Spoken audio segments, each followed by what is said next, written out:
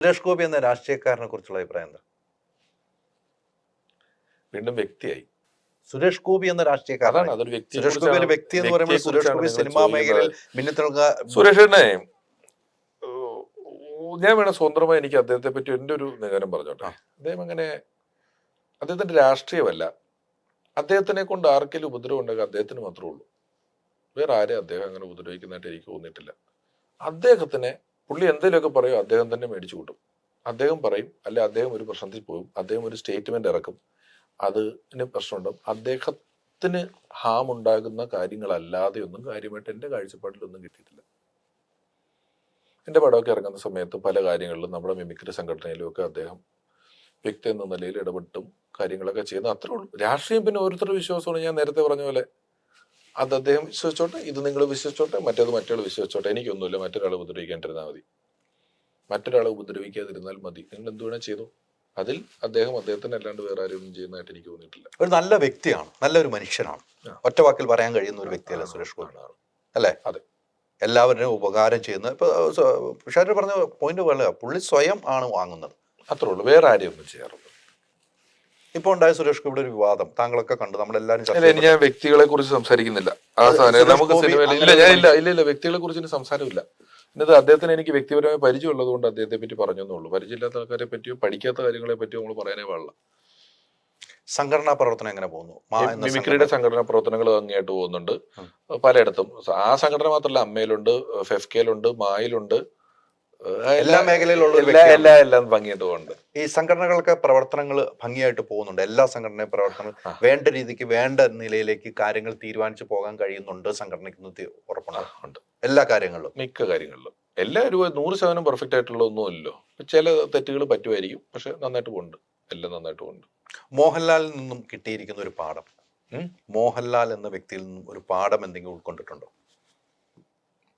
ജോലിയെ നമ്മൾ ഒരിക്കലും കുറ്റം പറയരുത്, ജോലി കൂടി എന്ന് പറയരുത് എന്നുള്ളത് അദ്ദേഹത്തിൽ നിന്ന് മനസ്സിലായ ഒരു കാര്യമാണ്. അതൊരിക്കൽ അദ്ദേഹം പറഞ്ഞാണ്, ജോലി കൂടി എന്ന് പറയരുത്, ജോലി കൂടുന്നത് വലിയ ഭാഗ്യമാണ് എന്ന് പറഞ്ഞു. ഞാൻ ഇച്ചിരി ജോലി കൂടിയപ്പോൾ ഒരിക്കൽ പറഞ്ഞത്, അവന് ജോലി കൂടുന്നത് നല്ലതല്ലേ എന്ന് ചോദിച്ചിട്ടുണ്ട്. അതൊരു വലിയ പാഠമായിട്ട് പിന്നീട് ഞാൻ ജീവിതത്തിൽ പ്രവർത്തിച്ചിട്ടുണ്ട്.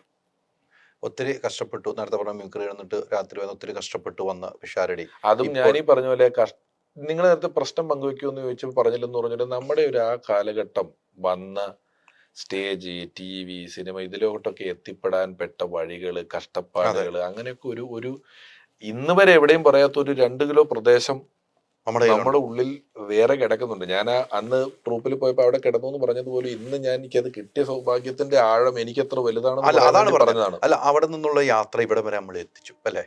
ഇവിടെ വരെ നമ്മൾ എത്തിച്ചു, നമ്മളെ വന്ന പാതയിൽ നിന്ന് ഇവിടെ വരെ നമ്മൾ എത്തിച്ചു, ഇവിടെ വരെ ഇരിക്കുകയാണ്. പിഷാരടി അഭിനയിച്ചു, സംവിധാനം ചെയ്തു, സ്റ്റേജുകൾ കയ്യിലടക്കി, എല്ലാം ചെയ്ത ഒരു വ്യക്തി. ഇതിൽ കൂടുതൽ നമ്മൾ പ്രതീക്ഷിക്കുന്നത് അപ്പുറത്തേക്ക് നമുക്ക് കിട്ടിയെന്ന് വിശ്വസിക്കുന്നു പിഷാരടി. ഇനി വിശ്വസിക്കുന്നു പിഷാരടിക്ക് ഇനി വേണം, ഇനി എനിക്ക് വേണം, എനിക്ക് ഇന്നത് ചെയ്താൽ കൊള്ളാമെന്നൊരു ആഗ്രഹം മനസ്സിലുള്ളത് എന്തായിരിക്കും? എനിക്കറിയില്ല, സത്യമായിട്ട് ഞാൻ അങ്ങനെ അല്ല, എൻ്റെ ഒരു പോളിസിയിൽ അങ്ങനെ ഒരു പ്ലാനിലല്ല. ഞാൻ ശ്രമിക്കുന്നുണ്ട് പലതിനും വേണ്ടിയിട്ട്. അതങ്ങനെ പ്രഖ്യാപിച്ചാൽ അത് നാളെ എനിക്ക് കിട്ടിയില്ല, നിങ്ങൾക്കും കൂടെ ദുഃഖമായി പോകും. ഞാൻ അങ്ങനത്തെ പല പ്ലാനുകളുണ്ട്, പലതും ചെയ്യണമെന്നും പല കാര്യങ്ങളും മുന്നോട്ട് പോകണമെന്നൊക്കെ ഉള്ള ആഗ്രഹങ്ങളൊക്കെ ഉണ്ട്. അതെല്ലാം അതിൻ്റെ പുറകെയൊക്കെ നീക്കുന്നുണ്ട്. ഞാൻ നേരത്തെ പറഞ്ഞാൽ പരമാവധി ആരെയും ബുദ്ധിമുട്ടിക്കാതെ, ആരെയും വേദനിപ്പിക്കാതെ നമ്മളതിന് ശ്രമിക്കുന്നുണ്ട്. ചിലപ്പോൾ വേദനിച്ചു പോകും ചില കാര്യങ്ങൾ. നമ്മൾ ആശയങ്ങളെക്കുറിച്ച് പറയുമ്പോൾ വ്യക്തികൾക്ക് വേദനിക്കുന്നത് നമ്മുടെ ഒന്നും ചെയ്യാൻ പറ്റില്ല, അങ്ങനെയൊക്കെ ഉള്ളൂ. അല്ലാതെ ഒന്നും ചെയ്യാതെ ആരോടും പ്രത്യേകിച്ച് ഒരു ദേഷ്യവും നാളെ ഇതുവരെ ഇല്ലാതെ തന്നെ പോകുന്ന ആളാണ് ഞാൻ. മമ്മൂട്ടി വെച്ചൊരു പടം ചെയ്തു, ലാലേട്ടൻ വെച്ചൊരു പടം ചെയ്യണ്ടേ? അറിയില്ല, നടന്നേക്കാം, എന്തെങ്കിലും നടക്കട്ടെ. ആഗ്രഹമുണ്ട്. പിന്നെ ഇവരെയൊക്കെ വെച്ച് സിനിമ ചെയ്യാൻ ആഗ്രഹമില്ലാത്ത സിനിമയിലുള്ള ഏത് സംവിധായകൻ ഉണ്ടാവുക? ഒരു സംവിധായകൻ എന്ന നിലയിലാണ് തൃപ്തൻ, അഭിനേതാവ് എന്ന നിലയിലാണ് തൃപ്തൻ? ഞാൻ എല്ലാത്തിനും തൃപ്തനാണ്. എനിക്ക് ഭയങ്കര തൃപ്തിയാ, നല്ല തൃപ്തി എന്ന് പറഞ്ഞാൽ അതിലും തൃപ്തി, അഭിനയത്തിലും തൃപ്തി, സ്റ്റേജിലും തൃപ്തി, ഇതിനകത്ത് നല്ല തൃപ്തനാണ് ഞാൻ. എനിക്ക് ഭയങ്കര ഞാൻ എപ്പോഴും പറയുന്ന ഒരു കാര്യം, ഒരു പേപ്പർ എടുത്ത് നടുക്കൊരു വരയിട്ടിട്ട് ലാഭം നഷ്ടം എന്ന് 2 കോളങ്ങൾ എഴുതിയാൽ എൻ്റെ ലാഭത്തിന്റെ കോളം നിറഞ്ഞു കിടക്കും, നഷ്ടത്തിന്റെ കോളത്തിൽ ഒന്നുമില്ല. ഞാൻ കൈവീശി വന്നതല്ലേ, എല്ലാം ലാഭമാണ്. ഈ ബഡായി ബംഗ്ലാവ് നിന്ന് പോകാനുള്ള കാരണം എന്താണ്? ഒന്ന്, അത് തുടങ്ങി 5 വർഷത്തോളം ചെയ്തു, മടുപ്പായി. പിന്നെ ഞാൻ സിനിമ ആ സമയത്ത് ചെയ്തു. ആ സിനിമയൊക്കെ ചെയ്ത സമയത്ത് ആ സിനിമ ഈ വെള്ളിയാഴ്ച ഇറങ്ങിയാൽ ഈ ഞായറാഴ്ച ഓപ്പോസിറ്റ് പടത്തിന്റെ പ്രൊമോഷന്റെ ഇന്റർവ്യൂ ചെയ്ത ആളാണ് ഞാൻ. വേറെ മലയാളത്തിൽ ഒരു സംവിധായകന് നാളിതുവരെ ചെയ്തിട്ടില്ലാത്ത, ചെയ്യേണ്ടി വന്നിട്ടില്ലാത്തൊരു കാര്യമാണ്. ഈ വെള്ളിയാഴ്ച ഇറങ്ങിയ പടത്തിന്റെ സംവിധായകനായ ഞാൻ ഈ ഞായറാഴ്ചത്തെ എപ്പിസോഡിൽ ഓപ്പോസിറ്റ് പടത്തിന്റെ പ്രൊമോഷന്റെ ഇന്റർവ്യൂ ചെയ്യുക എന്ന് പറയുന്ന കാര്യം ചെയ്യേണ്ടി വന്നപ്പം ഉണ്ടായ ചില സാങ്കേതിക കാരണങ്ങൾ കൊണ്ട് പറഞ്ഞു നിർത്തി. അപ്പൊ പിഷാരടി ആ ഒരു കാരണം പറഞ്ഞുകൊണ്ട് മൊത്തത്തിൽ നിന്നു. മൊത്തത്തിൽ നിന്നില്ല. ഞാൻ വന്നു കഴിഞ്ഞു അത് പലരും ആങ്കർ ചെയ്യുകയും പിന്നെ മുന്നോട്ട് പോയില്ല. പോയി രണ്ട് കുറെ അല്ല, വലിയ യാത്ര അതിന് നമ്മുടെ കാര്യമല്ലോ, അങ്ങനെ പറയാൻ പാടില്ലല്ലോ. വലിയ യാത്ര നടന്നില്ല എന്നുള്ള കാര്യം സത്യമാണ്. അതാണ് സത്യത്തിൽ ഉണ്ടായത്. അത് വലിയൊരു പോയിന്റ് ആട്ടോ. വെള്ളിയാഴ്ച നമ്മുടെ റിലീസ്, ഞായറാഴ്ച വേറെ. ഞാൻ നേരത്തെ പറഞ്ഞ പോലെ പുറത്ത് പറയാത്ത വെച്ച ബുക്ക് ഉണ്ടെങ്കിൽ നമുക്ക് എന്തെങ്കിലും വലിയൊരു പോയിന്റ് ആട്ടോ. നമ്മൾ അത് കേട്ടപ്പോ എനിക്ക് തന്നെ ഒരു അത്ഭുതമാണ് തോന്നിയത്. നമ്മൾ എന്ത് ടെൻഷനാണ് നമ്മളെ പടം ഇറങ്ങുന്ന സമയത്ത്. അതിന് ഓപ്പോസിറ്റ് പടത്തിന്റെ പ്രൊമോഷന്റെ ഇന്റർവ്യൂ ചെയ്ത എന്റെ പടത്തിന്റെ പേര് പോലും പറയാതെ അവിടെ ഇരുന്ന് ആങ്കർ ചെയ്യാണ്. ചെയ്തിട്ടുണ്ട്. അത് എപ്പിസോഡ് പോകണം ചെയ്തിട്ടുണ്ട്. അപ്പം അതിലുണ്ടാകുന്ന ചെറിയൊരു ഒരു വേദന, ഒരു പ്രശ്നത്തിൽ അങ്ങനെ അത്രേ ഉള്ളൂ. വേറെ അതൊന്നും ദീർഘമല്ല. ഒരു പണം പ്രൊഡ്യൂസ് ചെയ്യണമെന്ന് ആഗ്രഹമില്ലേ? ചെയ്യും. ഗന്ധർവനിലൊരു ചെറിയ പാർട്ണർ പ്രൊഡ്യൂസ് ചെയ്യണമെന്ന് ആഗ്രഹമുണ്ട്. പക്ഷെ അതിന് നല്ല പൈസ വേണം. കിട്ടും. നടന്മാര് പ്രൊഡ്യൂസർമാരാവുന്നതിനെ കുറിച്ച് പല അഭിപ്രായ വ്യത്യാസങ്ങൾ വരുന്നുണ്ട്. നടന്മാർ പ്രൊഡ്യൂസർ ആവുന്നു, അപ്പോൾ ഈ നടന്മാര് മാത്രം അഭിനയിക്കുന്നു, ഈ നടന്മാര് മറ്റു പ്രൊഡ്യൂസർമാർക്ക് ഡേറ്റ് കൊടുക്കുന്നില്ല. ഇതൊരു വിഷയം സംഘടനയ്ക്കുള്ളിൽ വരുന്ന ഒരു ചർച്ചയാണ്. സംഘടന ഈ ഇടയ്ക്ക് ചർച്ച നടന്മാര് പ്രൊഡ്യൂസർ ആകുമ്പോൾ പ്രശ്നങ്ങൾ. അത് താങ്കൾ എങ്ങനെയാണ്? അതെങ്ങനെ നമുക്ക് വേണ്ടെന്ന് പറയാൻ പറ്റും? നടൻ പൈസ മുടക്കുന്നു, പടം പിടിക്കുന്നു. ആർക്കും പടം പിടിക്കാം, കാശുള്ള ആർക്കും പടം പിടിക്കാമല്ലോ. എന്തൊരു നിയമമുണ്ടോ അതിന്? അലിബായിക്ക് കുറെ പൈസ കിട്ടിയാൽ അലിബായിനെ തന്നെ ഹീറോ ആക്കി വേണേൽ പടം പിടിക്കാം, എനിക്ക് വേണേൽ പടം പിടിക്കാം. ചെയ്യുന്നു. അതിനൊന്നും നമ്മൾ അഭിപ്രായം പറഞ്ഞുകൊണ്ടൊന്നും തരില്ല. അതൊക്കെ വ്യക്തിപരമായ അവരുടെ ഇഷ്ടമാണ്. അത് നമുക്ക് എതിർക്കാനും പറ്റില്ല. ഒന്നും ചെയ്യാൻ പറ്റില്ല. 100% ഒന്നും ചെയ്യാൻ പറ്റില്ല. അവര് പിടിക്കും, ഇനിയും പിടിക്കും. റിവ്യൂ ബോംബിനെ പ്രൊഡ്യൂസർ അഭിനയിച്ചാൽ എന്ത് ചെയ്യും? ഒന്നും ചെയ്യാൻ പറ്റില്ല. പ്രൊഡ്യൂസർമാർ എത്ര അഭിനയിക്കുന്നു, അപ്പം അതേക്കുറിച്ച് പറയേണ്ട കാര്യമില്ല. റിവ്യൂ ബോംബിങ് കോടതി കണ്ടെത്തിയ ഒരു പേരാണ്. അതേക്കുറിച്ച് എന്ത് പറയുന്നു? അതും ഇതെന്ത് പറയാനാ? അത് അതിന് മാത്രമാണോ? റിവ്യൂ റിവ്യൂ ഇല്ലെന്ന് തോന്നുന്നുണ്ടോ അലിബായിക്ക്? സിനിമ റിവ്യൂ ആണ്. ചെയ്യും. ഒന്നും നിൽക്കാൻ പോകുന്നില്ല.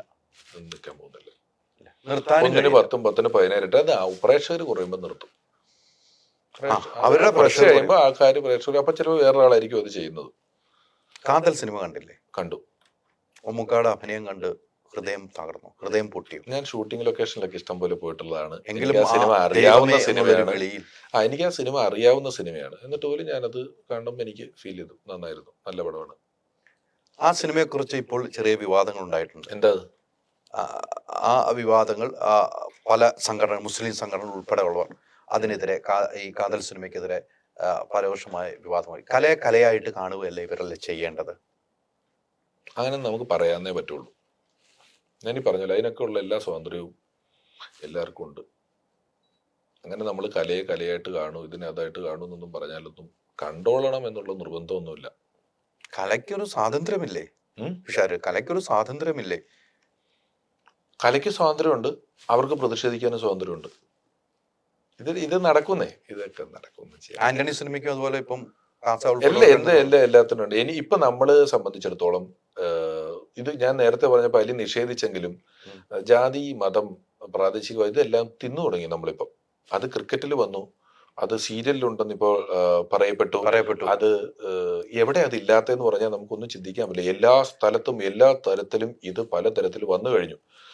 ഞാൻ ഈ ഇടയ്ക്ക് ആരോട് പറഞ്ഞു, ഇപ്പൊ നാളെ ഒരു പക്ഷേ നാദിർഷയുടെയും റിമി ടോമിയുടെയും എന്റെയും കൂടെ ഒരു പരിപാടി ബുക്ക് ചെയ്തിട്ട് മതസൗഹാർദ്ദ മെഗാ ഷോ എന്നുള്ള നോട്ടീസ് വരെ വേണേ അടിച്ചു കളയും. കാരണം നാദിർഷക്ക് മുസ്ലിമും റിമി ക്രിസ്ത്യാനും ഞാൻ ഹിന്ദു ആണല്ലോ, അങ്ങനെ നമുക്ക് ചെയ്ത് കളയാന്ന് വരെ ചിന്തിക്കും. വലിയ താമസമില്ലാതെ ആ ലെവലിലോട്ടാണ് ഇത് പോയിക്കൊണ്ടിരിക്കുന്നത്.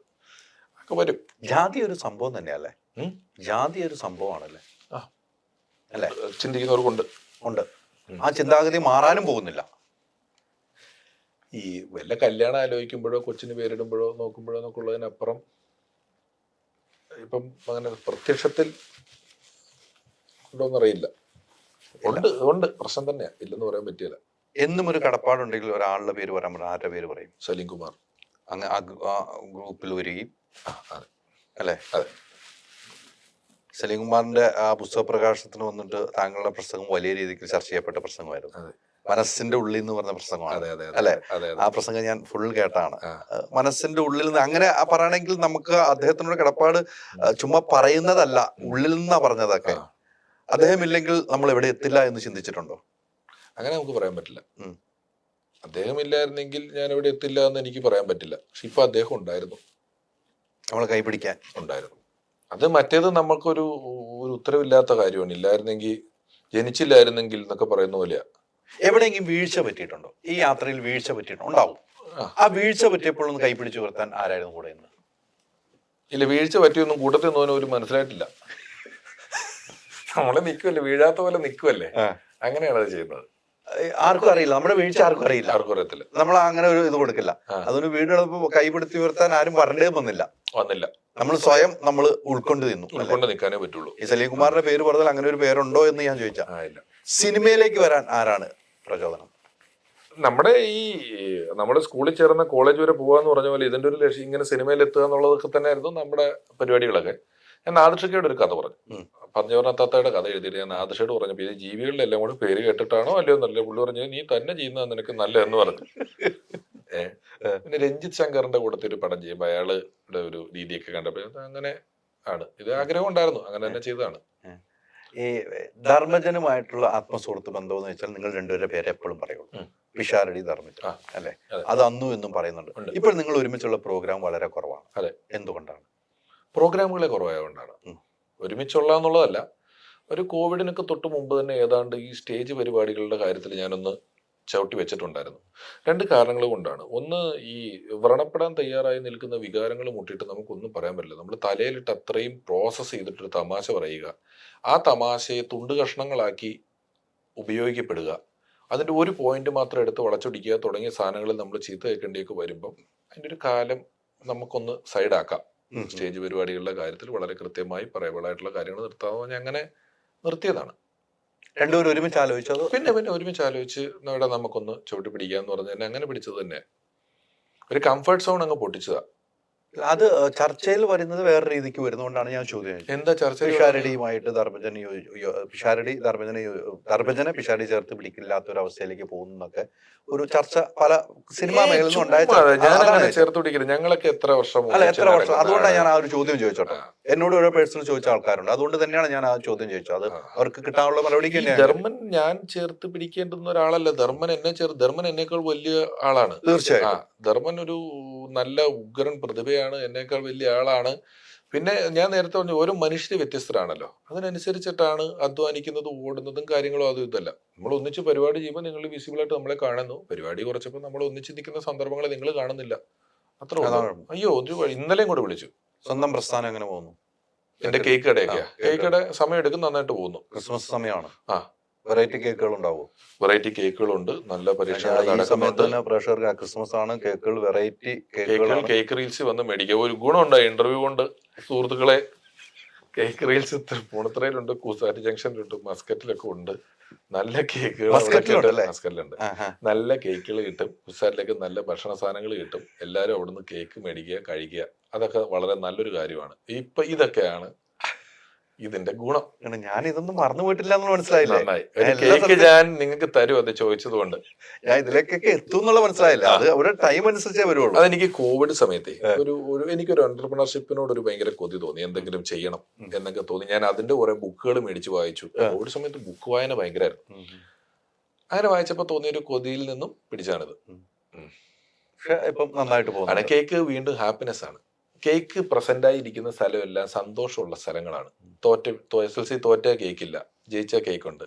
പിറന്നാളിന് കേക്കുണ്ട്. സക്സസ് ഉള്ള സ്ഥലങ്ങളിലും ഹാപ്പിനെസ് ഉള്ള സ്ഥലങ്ങളിലും എല്ലായിടത്തും പ്രസന്റ് ആയിരിക്കുന്ന ഒരു സാധനമാണ് കേക്ക്.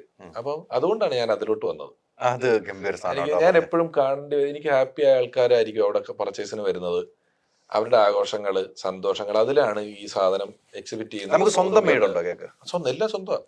അല്ല ഇപ്പൊ നമ്മള് ക്രിസ്മസിന്റെ കേക്ക് മിക്സിംഗ് ഒക്കെ നടന്നല്ലേ?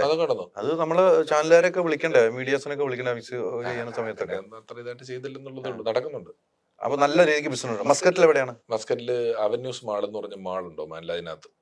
അതിനകത്ത് സിനിപോളിസ് തിയേറ്ററിന്റെ സൈഡില്. റൂവിലല്ലേ? അല്ലേ? അതെ അതെ, തിയേറ്ററിന്റെ സൈഡില്. അത് തന്നെ. ദുബായില് സ്റ്റാർട്ട് ചെയ്യുന്നില്ല? ഇരുന്നിട്ട് കാല് നീട്ടാം. നേരെ കാലം നീട്ടി ഇരുന്ന് വീഴാൻ പറ്റിയല്ലോ. എല്ലാ സ്ഥലത്തും അത് ഇപ്പൊ അതിന്റെ കൃത്യമായി ഫ്രാഞ്ചൈസിയും കാര്യങ്ങളൊക്കെ ഇപ്പൊ ഞാൻ ഒരു കൊല്ലം നടത്തി അതിന്റെ കാര്യങ്ങളൊക്കെ പഠിച്ച് ഇനി അതിന്റെ ഫ്രാഞ്ചൈസി കൊടുക്കലും മറ്റു കാര്യങ്ങളും അത് ഇതൊക്കെ തുടങ്ങുന്നുണ്ട്. ഫ്രാഞ്ചൈസി കൊടുക്കും നമ്മൾ ആ, വരും. നമ്മുടെ പേരിൽ. ആ, വരും. അല്ല, അത് പറഞ്ഞ ഒരു കാര്യം കൂടി ചോദിക്കട്ടെ. പിഷാരുടെ ഇപ്പൊ കേക്കിന്റെ ബിസിനസ് ധർമ്മജൻ ധർമ്മു ഫിഷ് തുടങ്ങി. അത് വലിയ പ്രതിസന്ധിയിലേക്ക് ധർമ്മു പോയി. നമ്മളെല്ലാവരും ധർമ്മുവിന്റെ കൂടെ നിന്നവർ ചതിച്ചു എന്ന് ധർമ്മു പറയുന്നുണ്ട്. അങ്ങനെയൊക്കെ വിഷയത്തിലേക്ക് പോയി. എനിക്ക് അതില് അല്ല, എനിക്കറിയില്ല, ആ വിഷയത്തിലേക്ക് ഏരിയ എനിക്കറിയില്ല. വിഷയത്തിലേക്ക് പോയി. ഉം. ആ ഫിഷ് കടയുമായിട്ട് എനിക്കൊരു ഒരു കട ഒരു എനിക്കുണ്ടായിരുന്നു. കട എടുത്തായിരുന്നു. ആ കട ഇപ്പൊ ഉണ്ടോ? ഇല്ല.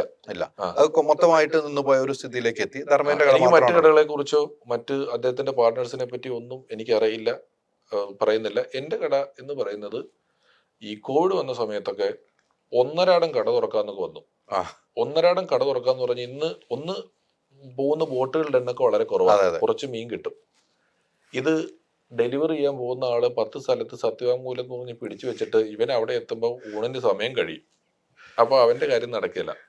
പിന്നെ ഇത് ഇന്ന് ബാക്കി വരുന്ന മീൻ ഒന്നരാടാ, നാളെ കട അടവാ. അപ്പൊ അത് അവിടെ ഇരുന്ന് ചീത്തയായി പോകും. മറ്റന്നാൾ പുതിയ മീൻ വേണം, വിൽക്കണമെങ്കിലും മേടിക്കലുമായിട്ട് ചെയ്യാൻ പറ്റുള്ളൂ. ഒരു ജോലിക്കാരെ നമ്മൾ പിരിച്ചുവിടാൻ പാടില്ല.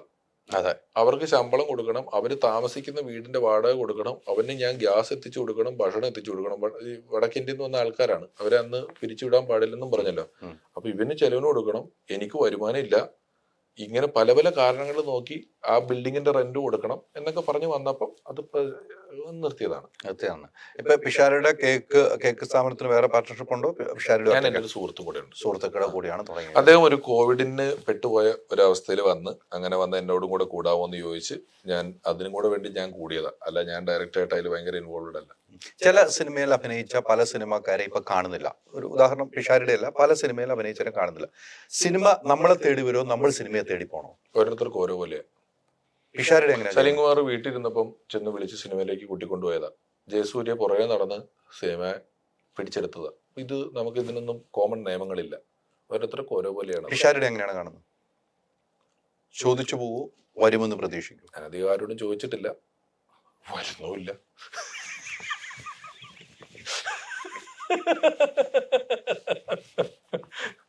എല്ലാവർക്കും അറിയാലോ ഞാനിവിടെ ഉണ്ടെന്നൊക്കെ. വരുമോ?